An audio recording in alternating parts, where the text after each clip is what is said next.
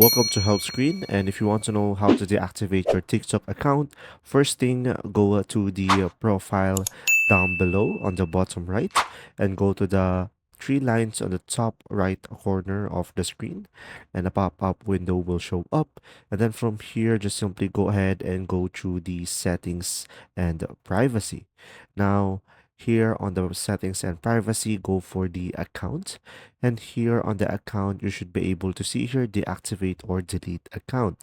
So now, right after that, you will have two options. You could either deactivate your account, which you could just simply reactivate it again by logging in into your account, or you could just simply delete account permanently and you can reactivate it within 30 days, and after 30 days it will be automatically deleted. So for this video, select deactivate account, and after that it will have you a description on what will happen if you activate your account, and you can just simply select deactivate down below.